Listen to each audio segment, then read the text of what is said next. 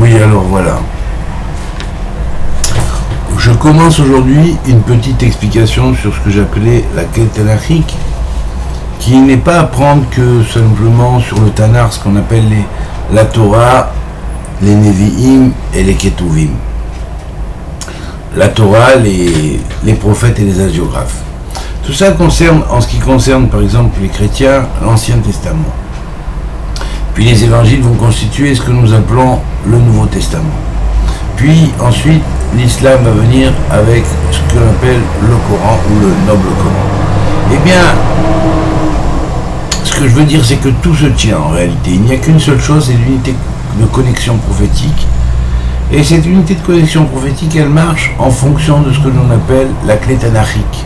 Cette clé tanachique avait été enfouie au temps de Daniel, lorsque l'ange lui a commandé d'enfouir la clé. Bien sûr, c'est pas une clé physique. Ça devait être certainement des écrits très symboliques qui résumaient cette clé. Mais il dit à Daniel, viendront la fin des temps, et à ce moment-là, il y aura une génération de Bnedat, c'est-à-dire d'Ordéa, une génération de connaissances, où à ce moment-là, il sera possible à la clé de ressurgir. Cette fameuse clé, elle est développée dans le Zohar à plusieurs passages, surtout dans le Bereshit, hein, où on parle justement de cette clé qui ouvre toutes les portes. La clé symbolise, dans le Zohar, selon le Soulam, le Yesod, le Malchut de Yesod. C'est-à-dire la dimension, dont si on pourrait dire symboliquement, puisque dans les relations des séphirotes, c'est-à-dire des 10 sphères de création qu'on appelle Keter, la couronne, Chochma, la sagesse, Bina, l'intelligence divine, Chesed, la bonté divine, dans l'homme c'est la Emouna, hein, sur l'être humain, Gvura, ou la puissance divine dans l'homme, c'est la notion de justice établie en lui et de crainte de Dieu. Tiferet qui veut représenter l'harmonie, l'équilibre divin, en même temps le point de germe de la vérité, qui va représenter donc la 6e sphira, et qui est traduite par beauté, magnificence, et qui dans l'homme se traduit par la vérité du cœur, la noblesse du cœur, le langage du cœur, et aussi la miséricorde. Puis c'est aussi la miséricorde divine avant tout. Et puis ensuite nous avons Netzar qui va représenter l'éternité, qui en ce qui concerne cette sphère veut dire à la fois victoire et éternité. Ça veut dire que les mondes de l'éternité auront toujours la victoire sur les mondes de la mort et de la vie et de la renaissance. Mais en l'homme, ça se traduit par ce germe possible qu'il existe dans l'âme de l'humain, d'accéder à l'immortalité ou à cette éternité grâce au développement de certaines fonctions en lui que Dieu a mis en potentiel, et que s'il les développe évidemment, il y arrivera plus tôt ou plus tard, mais il y arrivera, puisque le terme Netzar veut dire à la fois éternité mais victoire. Ça veut dire que finalement cette fonction-là, elle aura la victoire sur les fonctions de mort. Mais quand? Ça c'est le grand point de problème. Donc on nous dit, d'après cette conscience, l'individu se retarde ou s'accélère dans sa possibilité de développement selon qu'il se retient à certaines choses qui sont vaines ou qui s'en libère. Et puis ensuite, nous avons la sphira de Hod qui, elle, représente la beauté, la splendeur, et en même temps la possibilité d'arranger les choses par Dieu dans les mondes lorsqu'il y a des cassures. Chez l'homme, c'est la loi du tikkun, c'est-à-dire ce qui lui permet de réparer ses fautes. Et c'est aussi la connaissance du service divin, tel que, par exemple, bon, les prêtres les connaissaient, bien évidemment, on n'est pas tous des prêtres, mais il y a quand même une possibilité de devenir quelque part un prêtre dans sa propre ville intérieure, dans son propre pays intérieur, dans son propre terre intérieure, dans sa propre monde intérieur, voilà. Et puis voilà ensuite la sphira de Yesod, fondement, qui est donc la base, ce qui permet la naissance, la continuité, la croissance des fruits, le juste, l'équilibre. Et bien chez l'homme, c'est effectivement la justice, l'équilibre, la tzedaka, la volonté de donner, comme Dieu donne aux pauvres, comme Dieu donne à toute la création qui est pauvre face à l'infini, et qui donne toujours, bien sûr, et le Malchut, qui est le royaume, c'est-à-dire en fait le monde psychophysique dans lequel nous vivons, et en même temps toute sa hiérarchie de l'ordre de la nature, le monde naturel. Alors voilà, nous avons 10 sphirotes, et c'est en fonction de ces 10 sphirotes que le monde a été créé, qui repose dessus, et c'est particulièrement la sphira de Yesod qui va être la clé de cette clé-là. C'est-à-dire cette clé-là, c'est Yesod. Or, là, nous savons que la sphira de Yesod est reliée à un personnage qui s'appelle Yosef. Yosef, son histoire, c'est qu'il a été vendu par ses frères, il s'est retrouvé en Égypte. Bon, bien sûr, tout ça, c'est à la fois réel, mais allégorique aussi, quelque part. Et puis, il était dans l'Égypte, il était dans l'impossibilité de communiquer avec ses frères qui étaient en Israël. Il a laissé croire à son père qu'il était mort. Enfin bref, comment des choses là comme ça sont possibles? Comment se pose-t-on pas ces questions? Comment Yosef a-t-il pu disparaître complètement pendant près de 22 ans et puis ne pas contacter son père pour lui dire qu'il était vivant alors qu'il savait très bien que son père l'aimait beaucoup et que donc comment pouvait-il le laisser dans ce tsar qui était que son père quelque part est mort avec lui, puisqu'on avait fait croire au père de Yosef qui était Yaakov, donc Yosef était mort. Donc nous savons que ce Yesod, c'est la clé. La clé, c'est-à-dire ce personnage qui a été rejeté quelque part par ses frères, mais qui va régner sur l'emblème même de ce qui va représenter la conscience mondiale qu'est l'Égypte. Parce que l'Égypte, à l'époque, donc, était détentrice de tous les mystères et les connaissances de l'humanité. Elle avait tous les tableaux de toutes les différentes traditions, religions répertoriées dans ses archives, et elle les connaissait toutes en profondeur. Donc Yosef est celui qui va accéder à cette connaissance spirituelle, de toute la connaissance de tous les peuples, hein, à cette espèce de polymorphie qui était la connaissance de tous les peuples, hein, et de toutes les différences, hein, essentielles à chacune et à chaque tradition. Ben Yosef, c'est celui qui va accéder à cela, et bien qu'il ait été vendu par ses frères, et bien évidemment, dans la réalité profonde de cette histoire que la Torah nous raconte, en fait, c'est quoi? On veut nous dire que cette pierre d'angle qui avait été rejetée, c'est elle qui va devenir cette pierre qui avait été rejetée, c'est elle qui va devenir la pierre d'angle de l'édifice. Un jour ou l'autre, bien, les enfants d'Israël qui ont vendu Yosef, enfin non, c'est pas tous les enfants d'Israël, les 11 frères qui ont vendu, 10 frères pardon, qui ont vendu Yosef, puisque Benjamin n'était pas encore, s'était pas associé à cela, il n'était pas là. Donc, comment se fait-il que, ils vont être obligés de descendre en Égypte, comme s'ils devaient passer d'un niveau qui était un niveau très grand, mais certes, mais encore local, hein, ils devaient accéder à un niveau global et universel. Donc ils allaient descendre dans l'Égypte qui était le berceau de l'humanité. Et donc, c'est Yosef qui va les accueillir là-bas comme vraiment vice-roi, c'est-à-dire il n'est pas le roi lui-même, mais il est le représentant du roi, c'est lui qui, avec le sceau du roi, qui va décréter. Or, le principe de la clé, ce qu'on appelle la clé, c'est ce principe-là.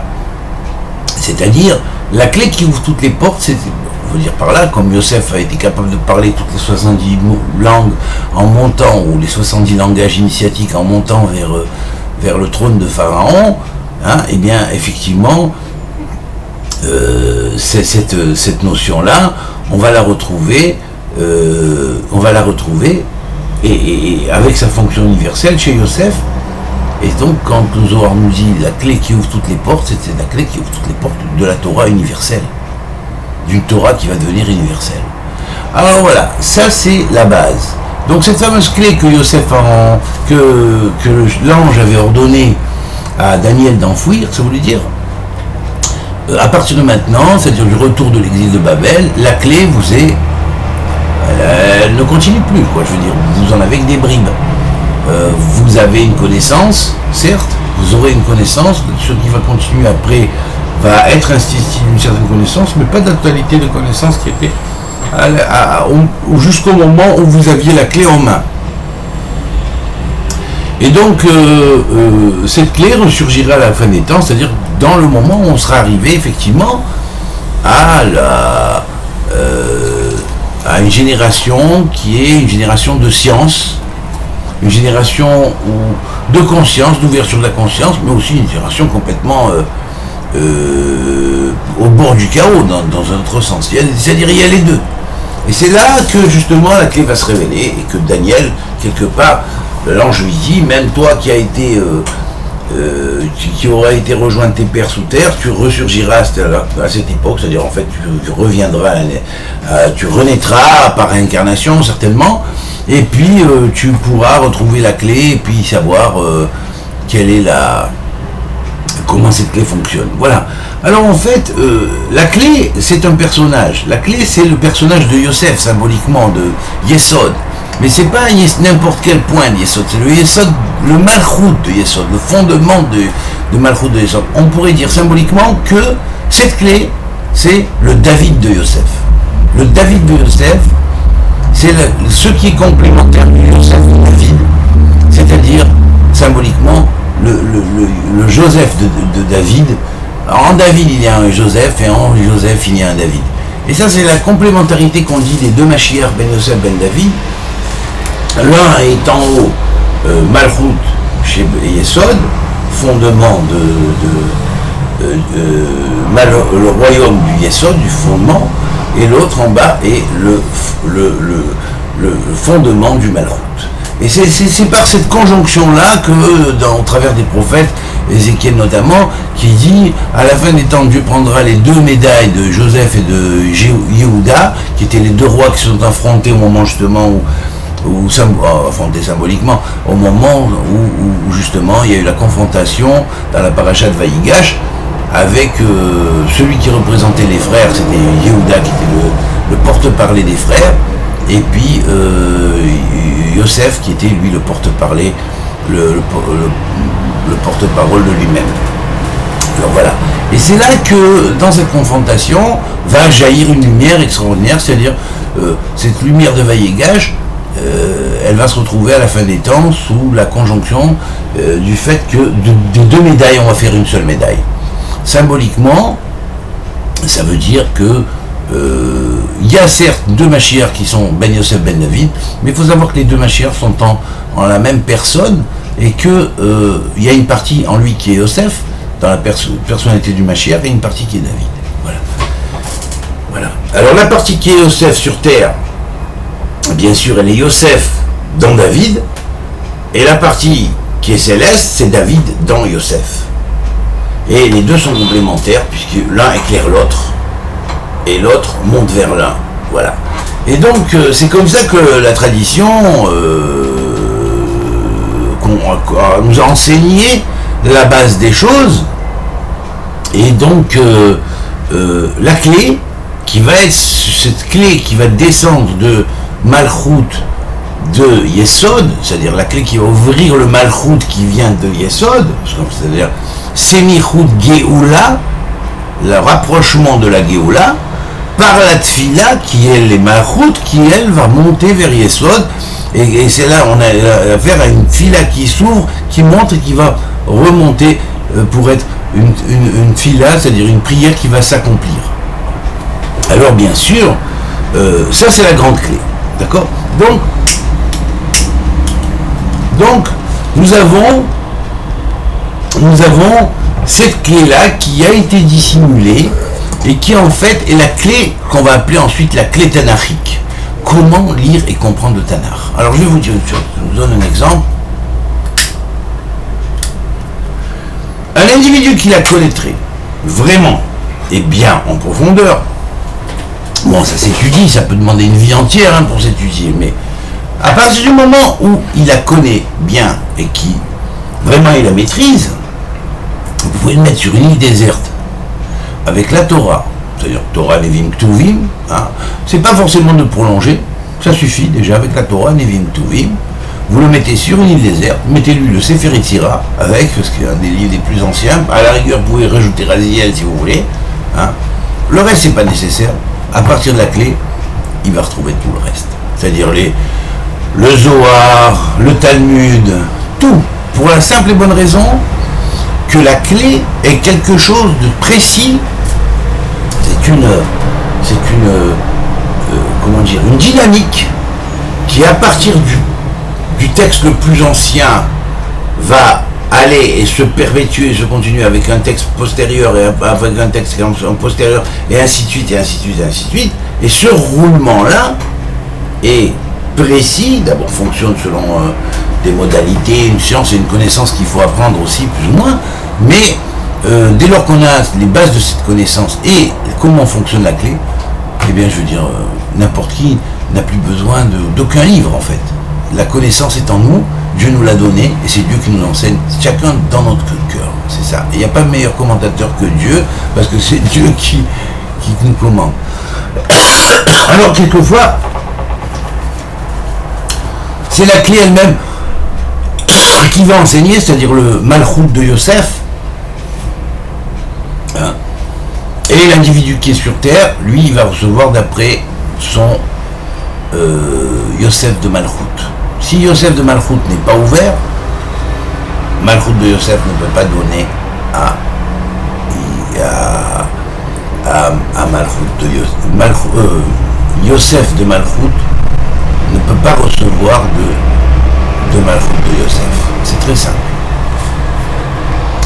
Alors voilà, donc récipient et lumière descendant éclairer le récipient, ou symboliquement âne blanc et chevaucheur de l'âne blanc, c'est-à-dire Messie et corps supportant le Messie, en potentiel de supporter le Messie. Et bien voilà, nous avons ici une complémentarité extraordinaire, et puis ça existe chez tous les êtres humains qui sont Homer, qui sont Hamor quelque part aussi, Homer, à un niveau de blancheur plus ou moins blanc chacun, et bien voilà, et puis chacun va être le support du grand Mashiach cosmique, et qui va nous enseigner, qui est directement délégué par Hachem, puisqu'il est le fondement des Sphirot d'Hachem, le fondement, et pour le royaume, il a cette clé pour ouvrir le royaume, voilà.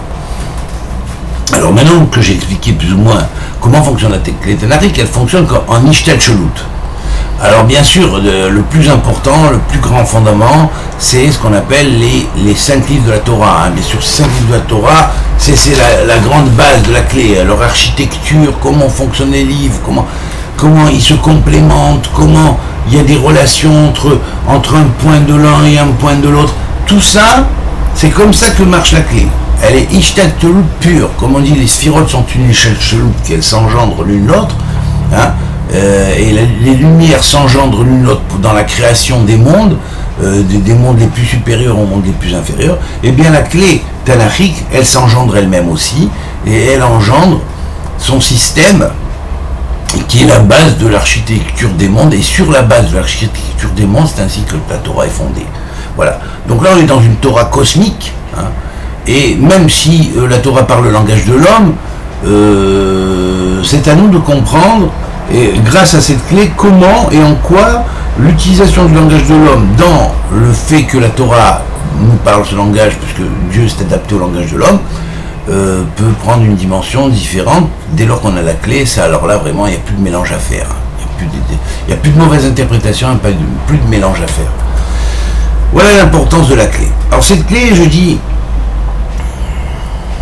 si certaines erreurs n'avaient pas été commises dans l'histoire, et bon, elles ont été commises, maintenant il n'y a plus qu'à les réparer, c'est tout, et puis il faut changer un peu les chemins, simplement, et puis voilà. Il n'y aurait pas eu ni de christianisme ni d'islam. C'est parce qu'il y a une cassure dans ce qu'on appelait le judaïsme à un moment donné, qui a représenté quelque part, un petit peu, quelque part, je veux dire, la vente de Yosef par ses frères, quelque part, qui a fait qu'il y a eu une cassure, et cette cassure a engendré ce qu'on appelle le christianisme. Voilà. Et puis ça a continué, puisque le personnage du christianisme, ou adopté dans le christianisme, allait symboliser finalement par les juifs à Esav. Esav était Kadosh, puisqu'il est d'Yitzhak. Yitzhak avait comme ami, comme frère jumeau aussi, en concurrence avec Ishmaël, donc enfin évidemment, l'islam automatiquement engendré par. Mais enfin, à l'origine, tout est une seule famille, et toute une seule harmonie, parce que dans la Torah, qui est la base de la clé tanakhique, il y a deux formes d'expression principales. La première forme d'expression principale, c'est la Torah dite allégorique. Alors il faut bien connaître le langage allégorique, et si on le situe dans les correspondances que cela a avec la ishtalshelut, ou la hiérarchisation des clés données par la grande clé, des domaines donnés par la grande clé ou ouverts par la grande clé, à ce moment-là on comprend comment les événements se manifestent et à quoi ça peut faire allusion dans l'histoire de l'univers et jusqu'à l'histoire du macrocosme et l'histoire du microcosme humain. Alors bien sûr, dès lors que la Torah nous a ouvert à cette connaissance-compréhension, on va se rendre compte que effectivement, par l'ossature de base qui sont les 5 livres de la Torah, il y a tout après. Je veux dire, après il y a tout. C'est divisé, les sections, tout ça, c'est une hiérarchie. C'est à comprendre comme ça, comme une hiérarchie. Donc la clé qui ouvre toutes les portes va ouvrir comment la première porte, deuxième porte, troisième porte, quatrième porte, cinquième porte. Et petit à petit va nous mener à ce qu'on appellerait le palais de Dieu. Voilà. L'intérieur du palais où siège le Créateur suprême qui attend qu'on vienne pour lui et pas pour les beautés du palais. C'est comme ça que le Baal Shem Tov désignait la chose. Voilà. Donc, si on se réfère à la base vraiment la clé qui ouvre les premières portes, c'est-à-dire la Torah elle-même, les 5 livres du Pentateuque, et puis après la suite, qui va s'en référer au Netivot, au Olam, et à toute l'ouverture de chaque sentier du monde au travers de tous les autres textes qui vont former la complémentarité du texte de tête, si on pourrait dire, eh bien, on va se rendre compte que dans la suite et dans la continuité, la suite et la continuité est parfaitement de continuité. Et parfaitement de continuité. Ah, certes, la Torah, diront les Juifs, bien sûr, a très mal été interprétée par les chrétiens. Alors oui, ça c'est le grand argument. Oui, ils ont mal interprété la Torah. C'est affreux. Mais la Torah, les Juifs aussi, l'ont interprétée par rapport à la Torah de Dieu. Voilà. Et puis à un moment donné, comme la Torah de Dieu a été lâchée, évidemment, alors les Juifs ont interprété la Torah comme ils le pouvaient, parce que la grande clé a été enfouie, et puis malheureusement, par la suite, plus le judaïsme est devenu une religion, plus il est éloigné un petit peu de la vérité, et puis après, les conséquences a été que certaines vérités qui étaient balayées à l'extérieur vont devenir des vérités qui sont passées dans le christianisme, comme étincelle perdue à retrouver. Le grand maître Razidim en parlait. Et puis ensuite est né l'islam, et ensuite il y a encore un schisme. Et là, voilà. Alors moi, ce que je veux dire, c'est que la clé est la clé qui est marquée dans le Zohar, précisément au début, en particulier dans Bereshit, mais en fait il est référencé de partout, le maftéar qui ouvre le man'oul et qui ouvre tous les man'oulim, donc la clé qui ouvre la porte et toutes les portes, et bien cette clé va se continuer. Les 3 frères sont un en réalité, ça représente des aspects de l'individu, de l'humanité.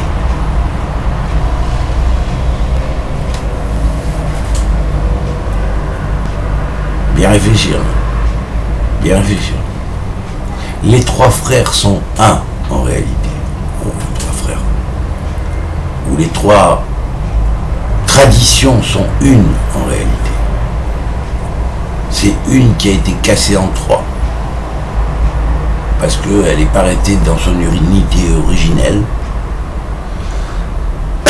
Et donc à partir de là, toutes les hargnes, toutes les haines, toutes les erreurs ont été manifestées par les uns et par les autres. C'est-à-dire que le judaïsme va certes accuser les chrétiens d'avoir tronqué la Torah, d'avoir traduit dans toutes les langues, dire ouais, mais il y avait aussi une vérité chrétienne.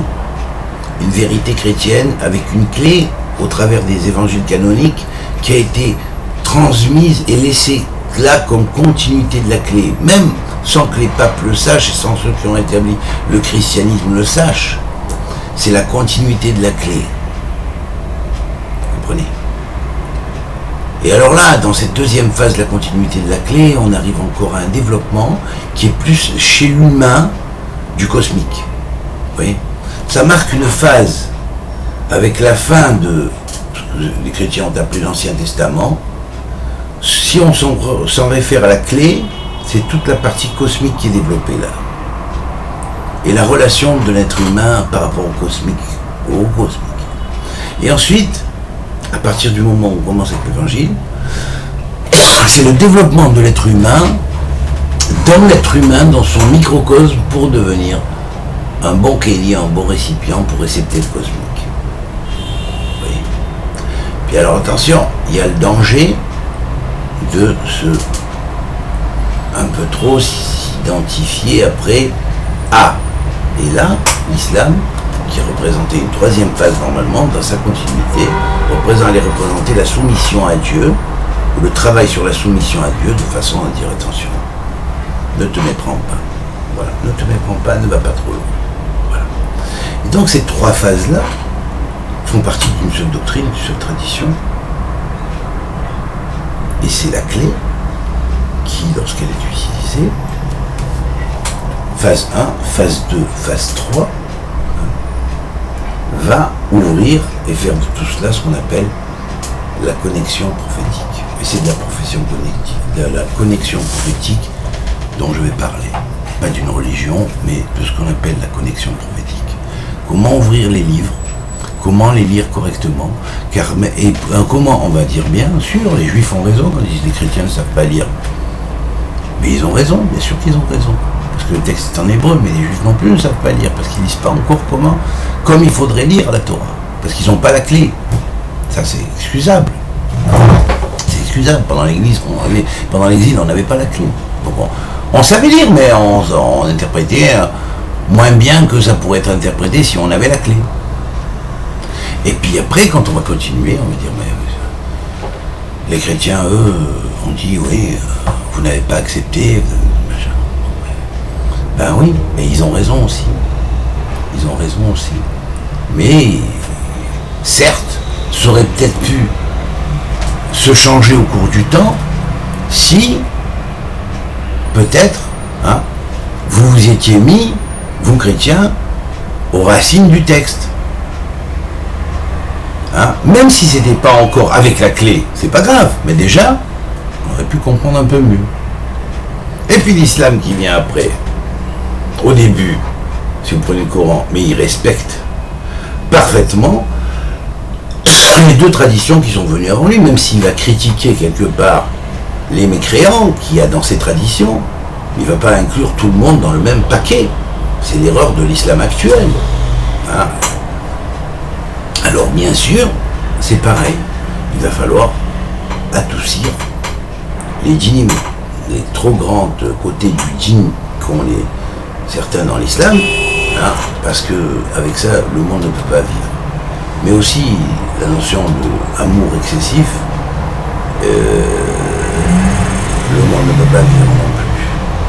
Donc la voie est dans la miséricorde. Je pense que c'est une des raisons pour laquelle Jésus a dit le salut vient des Juifs. Voilà.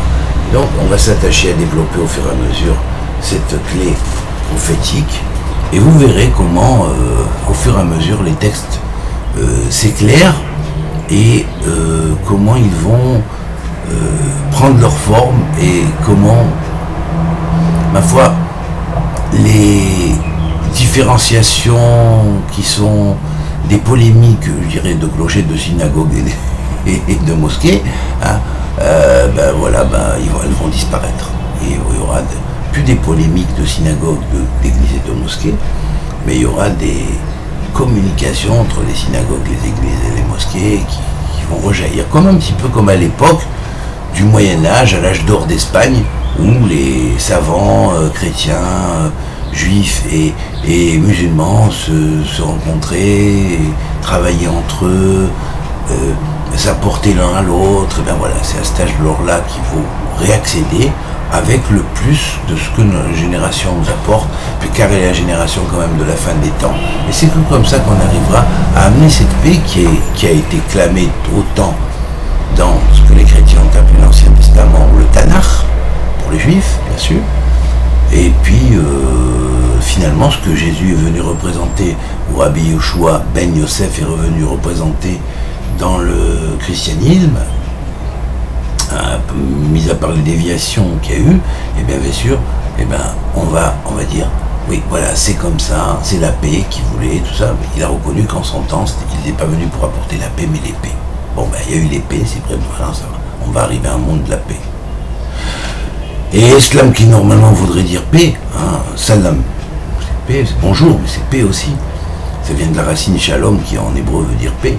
Bon, on va pas parler d'islam de paix, pour le moment, c'est pas la catégorie islam, mais qu'on peut catégoriser l'islam, mais nous dirons que la tradition de l'islam va venir diriger et se mettre en paix par rapport à elle-même dans tous les soubresauts qu'il y a pour arriver à la paix finale. Et ces soubresauts sont dus à la montée de l'islam intégriste, qui est le contraire de finalement ce qui permettra d'arriver à cette paix universelle qui est prédit par tous les prophètes de la Torah et qui a été continuée au travers de l'Évangile et du Coran. Voilà.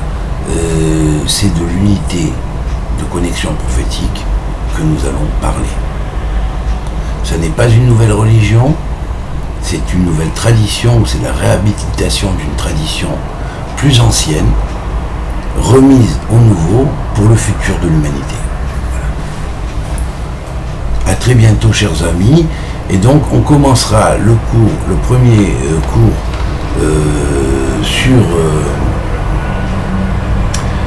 sur la clé, l'ouverture de la clé, au travers de la connaissance, l'ouverture de la continuité, et prouver qu'il y a continuité entre la Bible et l'Évangile. Voilà. Et ensuite, on attaquera le courant par la suite, mais bon, on a un bon travail à faire là-dessus, et puis de temps en temps, je ferai d'autres cours pour revenir à la clé principale et originelle du Tanakh. C'est très vaste, donc, et plus complexe, donc voilà, on le garde pour après. Mais on va déjà établir le sentier du milieu et le rapport entre le sentier qui a ouvert et inauguré au travers de la Torah, et puis Torah Nevim Ktuvim et sa continuité au travers de l'Évangile, en donnant la preuve que c'est bien une continuité signée dans la nomenclature des nombres et des chiffres et de la formation de la clé et de son extension. Voilà. Première extension, deuxième extension avec l'islam. Voilà. À très bientôt, chers amis.